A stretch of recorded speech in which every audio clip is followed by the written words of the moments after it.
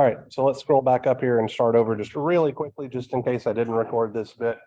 These are some relationships that I forgot to give you guys during class on Monday. They're simply used to calculate the power absorbed by resistors and conductances. They are useful because you only need to know the voltage drop across the resistor or conductance, or the current flowing the resistor or the conductance. You don't need to know both pieces of information in order to use these equations. All right, now let's talk about resistor combination techniques.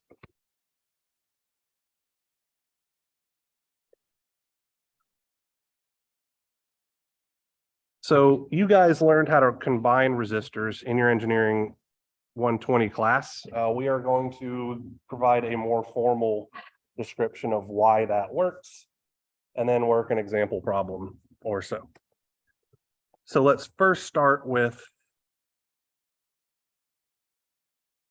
resistors in series, okay? So let's consider a network where I have some voltage V that is applied to several resistors in series. So let's call this guy R1, this guy R2, and we're going to go all the way out to some nth resistor.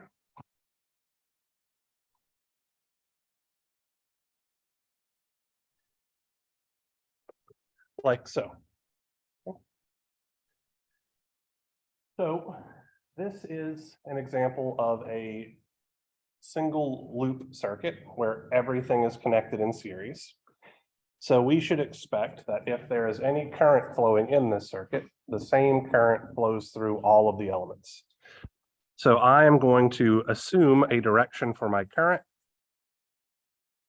So I think that the current will flow clockwise around this loop. And I am going to assign voltage drops to all of my resistors. And I'm going to assign voltage drops such that the current will be flowing into the positive polarity terminal of my resistor voltage drops. So that could be V1, V2, all the way out to V sub n, like so.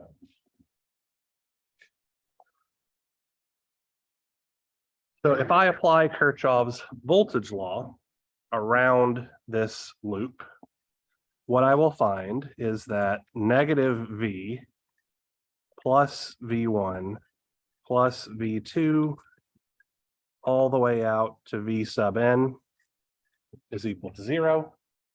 And I can rearrange this expression very slightly and say that V, the voltage that's supplied by the source, is equal to V1 plus V2 all the way out to V sub n. So effectively, the sum of the voltage drops over the resistors have to add together to make this the voltage source. Okay, you guys are all hopefully aware of that. Now we're going to use Ohm's law and express all of those resistor voltage drops in terms of that common current I.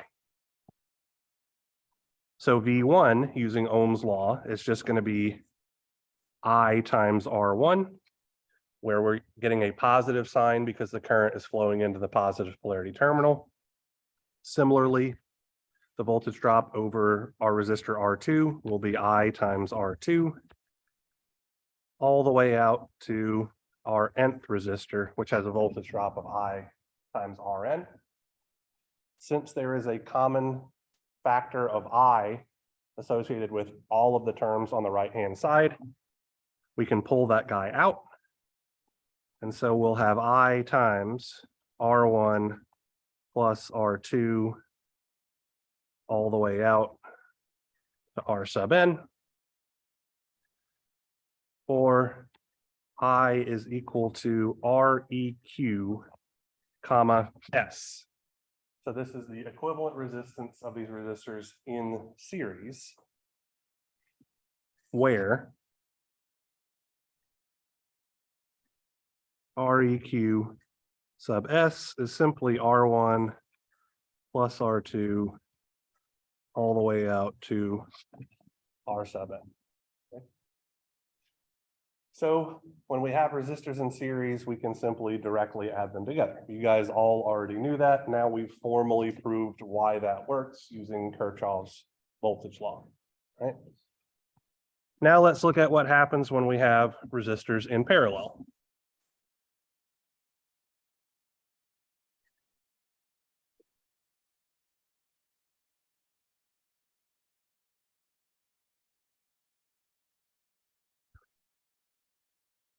So let's say that we have some source current I that is flowing into a network that contains multiple resistors in parallel. So here we'll have R1. Here we will have R2.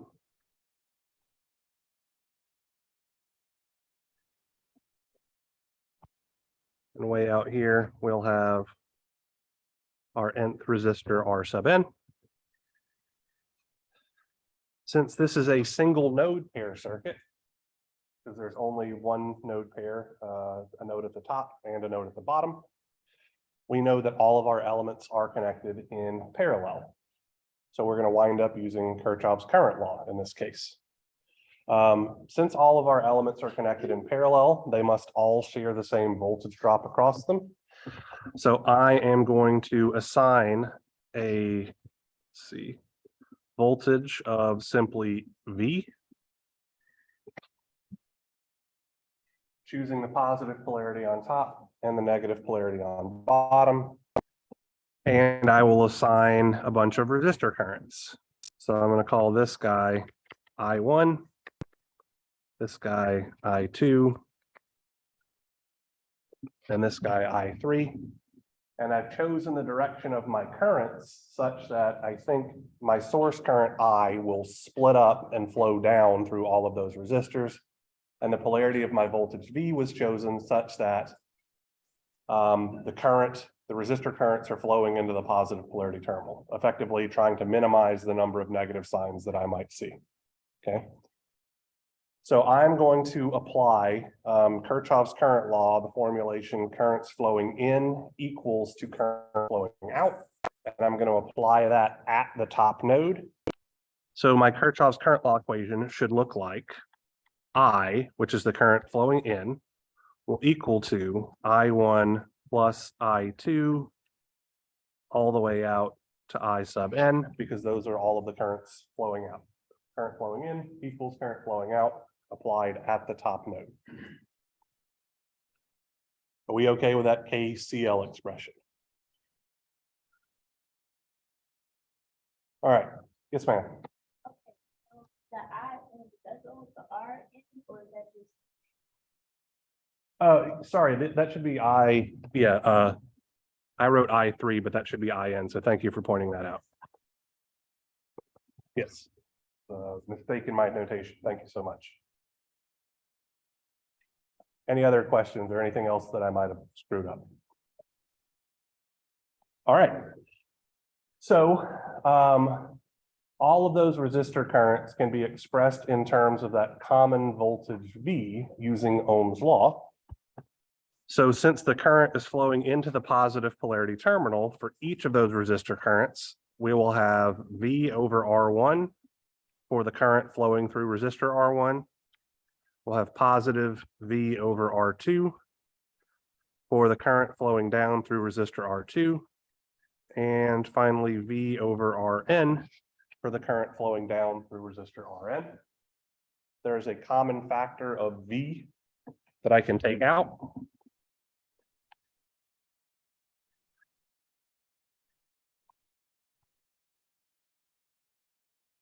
Let me do this. Sorry.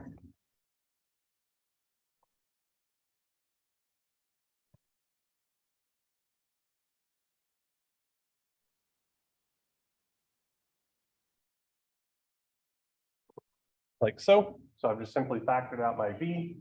And now I'm going to effectively make this look like Ohm's law, where I will have V over some equivalent parallel resistance, okay? Where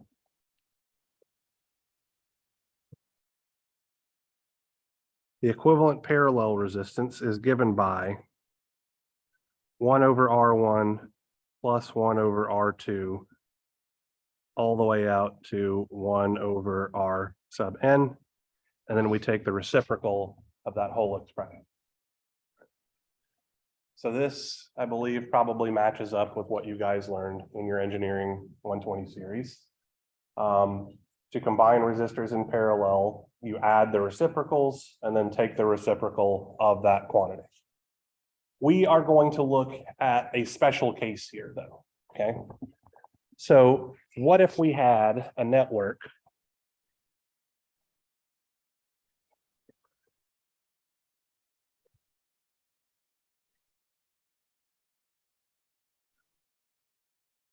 that contains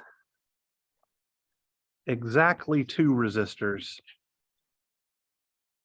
in parallel? So we're trying to find the equivalent resistance when we look in through these 2 terminals, okay?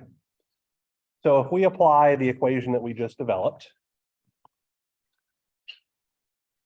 we could say that Req should be 1 over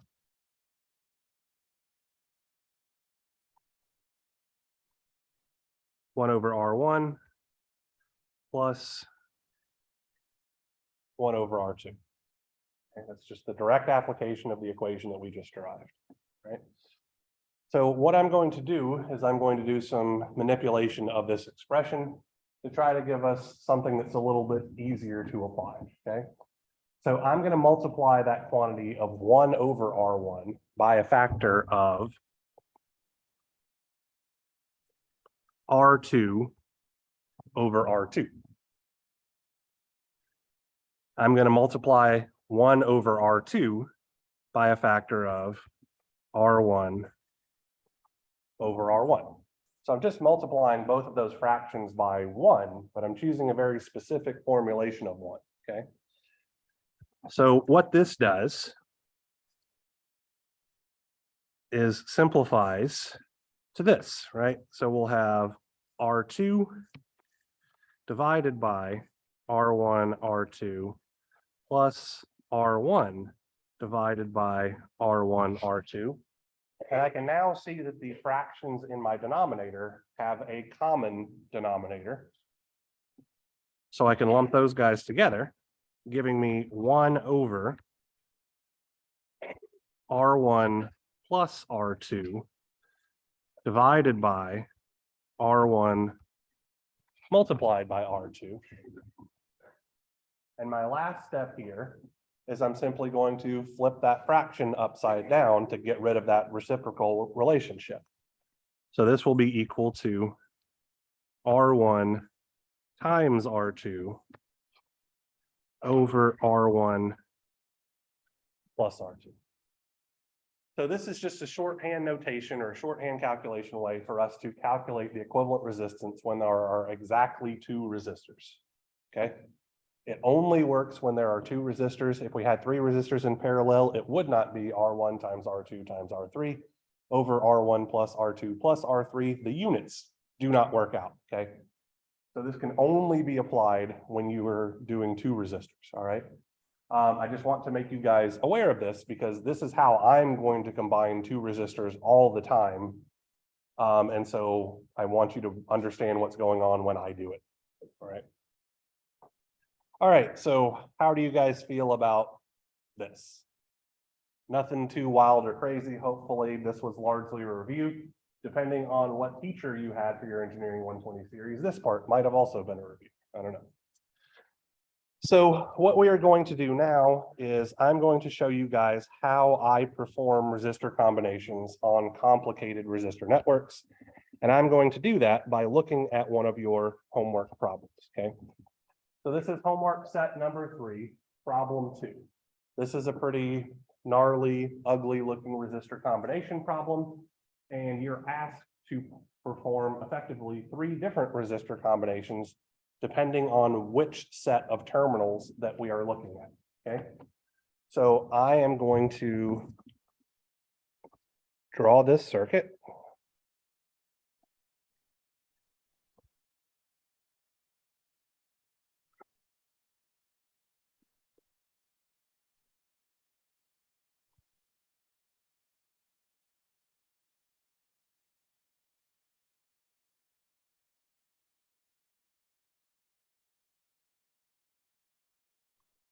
Four is 54 ohms.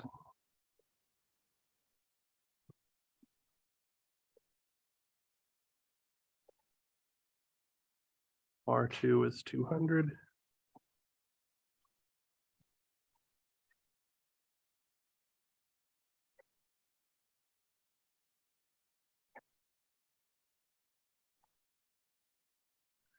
R1 is 42.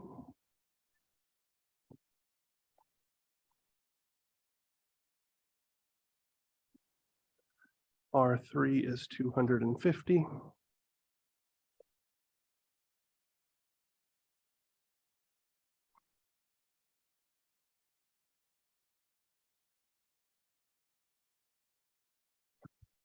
Then we have a 75 ohm resistor here. 200 resistor on bottom. And then we have points here, nodes labeled A, B, C, and D. I'm going to slightly modify the circuit to expand these to look like actual terminals. So here's C, B, A, and D. Okay.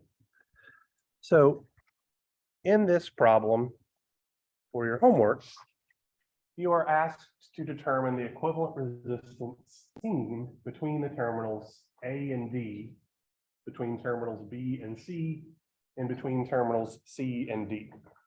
So we are going to do one of these three combinations so that I can illustrate to you how I do this, and then we will move along. So pick one of those three combinations purely at random. They're all roughly the same difficulty. AD. All right. So if I'm trying to find the resistance between terminals A and D, the first thing that I'm going to do for any resistor combination problem is I'm going to identify and label my nodes. All right. So get out your colored pens. I'm going to start over here on the right-hand side. This big red thing right here is going to be node A.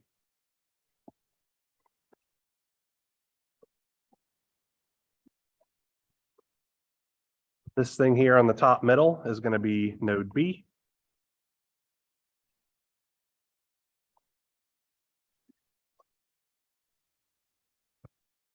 Here we have node C.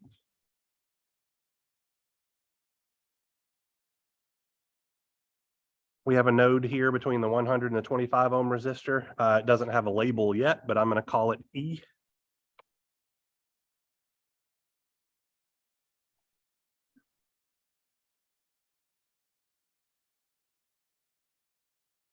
We have this guy down here at the bottom middle. That's going to be node D. And we have another node here in the bottom right-hand corner, which isn't labeled. So I'm going to call it F. So this is node E. This is node F. Are we all on board that there are 6 nodes in the circuit and we have identified / labeled all of them using different colors and different letters? Okay, that's my first step for any resistor combination problem. I organize it in a way my peon brain can understand it, okay, which means lots of pretty colors. So if we are trying to find the equivalent resistance between nodes A and D, what I like to do is I like to put node A on the left-hand side of my paper, and I like to put node D on the right-hand side of my paper, and then I'm just going to connect the dots with resistors, okay? So I'm looking for the different ways that I can get from A to D, okay? So A is the red node, D is the pink node. So we can see right off the bat that there is a direct path from A to D using the 250 ohm resistor. So that's the one I'm going to start with. The most simple path that I see is where I start.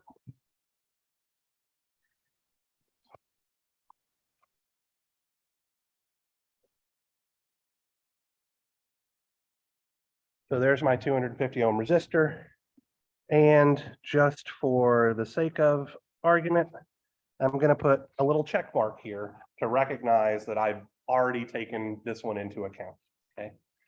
Now, there is a resistor connected directly between A and D. That being said, the resistance seen between nodes A and D is not simply 250 ohms. We have to take into account all of the other resistors and their contribution to the equivalent resistance. We cannot just stop there because we found one path, okay? So our next path that I'm going to choose to go from A to D would be to go through node F, right? So A to F to D is a relatively short path that we can take. So I'm going to put node F here in the middle because it's halfway between nodes A and D. To go from A to F, I go through the 75 ohm resistor.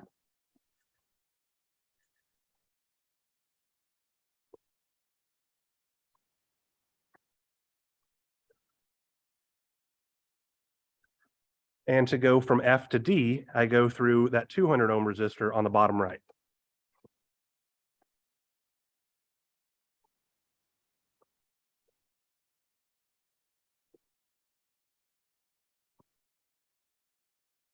And I will put my little check marks here and here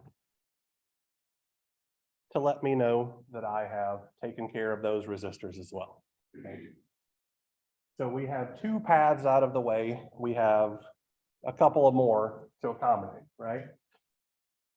So if we want to go from A to D using any of the paths on the left-hand side of the circuit, we're going to have to go through B first, right? So we could go from A to B to D. That is one possible path. So I'm going to put B down here in the middle. To go from A to B, I go through the 42 ohm resistor.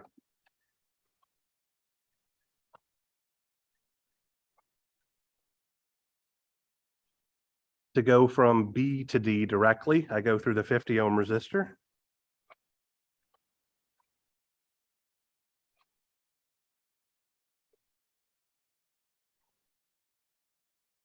And I will check these two off.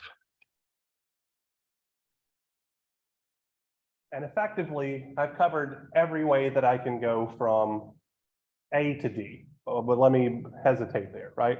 There are still routes that I can take that goes from B to D as well, okay? So I need to include those. So I can go from B to node C and then to node D. So I would put C here. And to go from B to C is the 200 ohm resistor on the top left.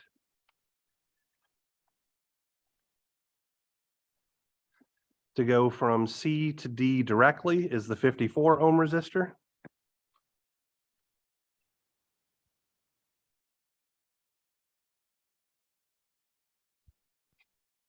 So I've taken care of this path and this path. And there's still a different way that I can go from C to D through node E, right? So I'll put E right here, and I can go from C to E through the 100 ohm resistor. Sorry, my screen zoomed out slightly.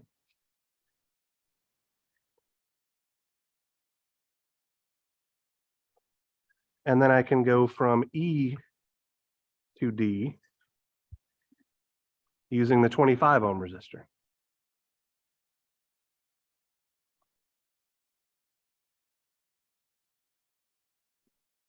All right. And I believe that takes care of all of my different paths that I can use. So we have this big ugly thing, but it's now very easy to see how things are connected, right? So the 100 ohm resistor and the 25 ohm resistor on bottom are connected in series, right? So we could combine them together into a single resistor. And I want to talk about how we effectively combine that equivalent resistance, right? So the 100 ohm resistor and the 25 ohm resistor are in series and they are connected between nodes C and D. So we're going to erase those two guys and put a new resistor in between nodes C and D. So 100 in series with 25.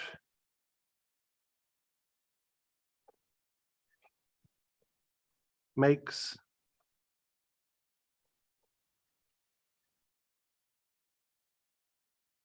125.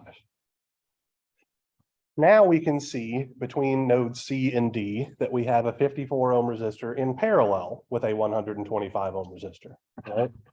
So 54 in parallel with 125 looks like 54 times 125 over, sorry, hit the wrong button on my calculator. 54 times 125 over 54 plus 125, which I get using my calculator as 6,750 over 179. We'll use a decimal thing, so that looks like 37.7. Let me change my setup.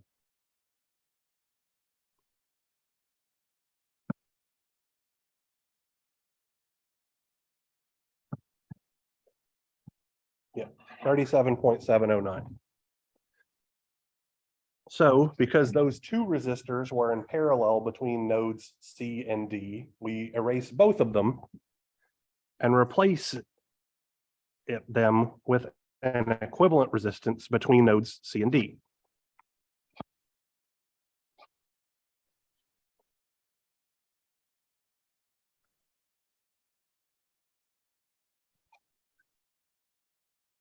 How is this new equivalent resistance handled? So let's go back.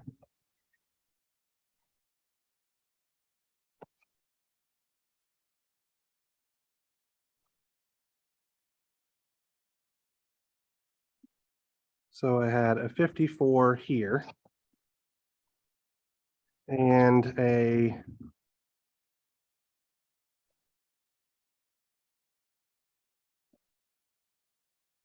125 here, right?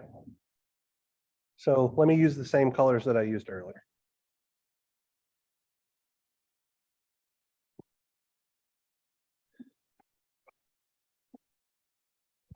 Here's node C.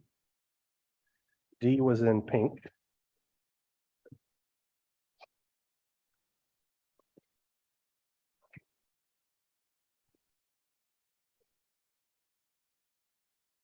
Like so. So I say that they're in parallel because they share the blue and the pink nodes, so they share C and D, right? That's it.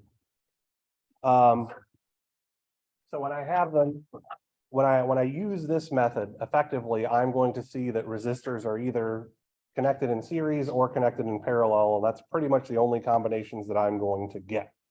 If I work my way from the bottom all the way up to the top, I'll just be doing simple series and parallel combinations until I get to a single resistor that's left over.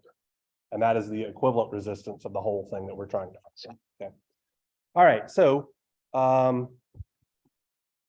since the 54 and the 125 are between C and D, we erase both of these resistors that are between C and D and replace it with a single resistance. Thickness is not correct, which I found to be 37.709 ohms. And now, how are the 200 and the 37.709 connected? They're in series. So I can replace these with one resistor that's just going to be 237.709. And that resistance will be placed between nodes B and D.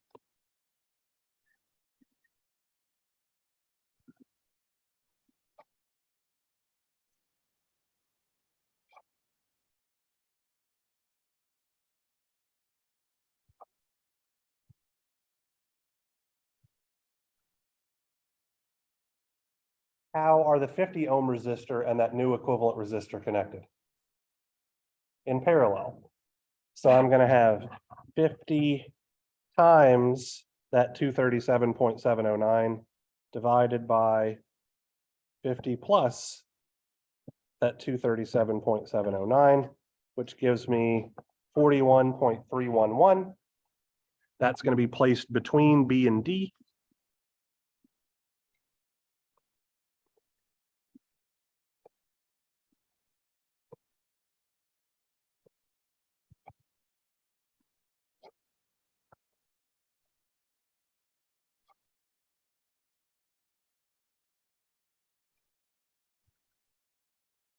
That 41.311 ohm resistor is connected how to the 42?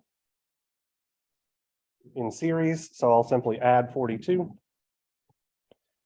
giving me 83.311.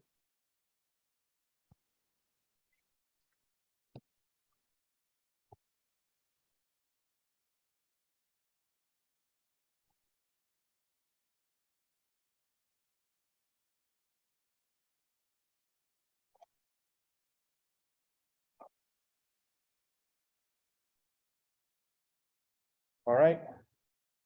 And I can't simplify that bottommost combination of paths anymore for right now. So let's move up one tier.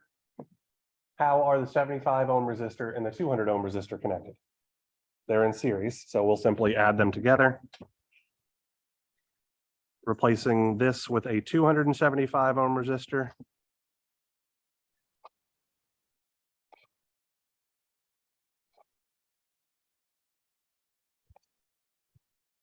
And now we simply have three resistors in parallel. So our equivalent resistance is going to be 1 over 250 plus 1 over 275 plus 1 over 83.311. And then whatever we get there, we take the reciprocal of that. So let me write that out. Or let's call this RAD. Will be 1 over 250 ohms plus 1 over 275 ohms plus 1 over 83.311 ohms, all to the -1 power. So let's do that. 1 over 250 plus 1 over 275 plus 1 over 83.311, all to the -1 power. And I get 50.917 ohms. Stretching, okay. So I understand entirely that that is a very tedious method to employ, okay? But you will get the right answer literally every time. As a jackass with a PhD, which I often call myself, this is still what I do to this day. For any kind of resistor combination, I can't look at it and do it in my head, okay? Stretch it out and then connect the dots and then do simple series and parallel combinations. All right, the last thing that I want to talk to you guys about is what happens when there is a short circuit, okay? So who can tell me what a short circuit is? What was that? No resistance. Thank you, Caitlin. So a short circuit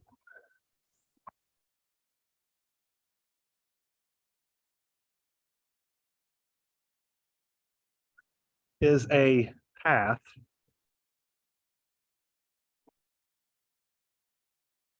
that contains no resistance, meaning R is simply equal to 0. So let's consider this short circuit element. It's a wire. That's it. That's literally it, okay? Our resistance R is equal to 0. And Ohm's law tells us that our voltage drop across this short circuit must be equal to 0 volts, because any amount of current times 0 resistance will give you 0 volts, okay? So what happens if we have a short circuit in series with a resistance? You just get the resistance, right? So if we had a resistance, let's call it R1,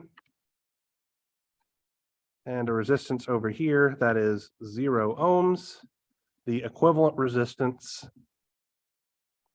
is just going to be R1 plus 0 is just R1. So whenever we have a resistor in series with a wire, we just see the resistance of the resistor, right? Which is why we get to use wires in our circuits and all of that kind of stuff. Now let's talk about what happens if we have a resistor and a short circuit in parallel. Okay. So let's call this resistor R1. Let's call this resistance 0 ohms. The equivalent resistance will be R1 times 0 ohms over R1 plus 0 ohms is 0 ohms. So whenever we have a resistor in series with a short circuit, it looks like the resistor. Whenever we have a resistor in parallel with a short circuit, it looks like the short circuit. That's it. All right, so there is an in-class assignment that you guys should be working on, as well as a mini lab assignment. You can kind of choose your own adventure, but you should be able to finish both things before the end of class. If you choose to do the lab last and for whatever reason you don't finish, it doesn't actually require any specialized equipment whatsoever. If you have a breadboard, your resistors, and a multimeter, you can literally do it anywhere. You don't need power supplies or anything like that. You guys can do it at your tables and it won't mess anything up.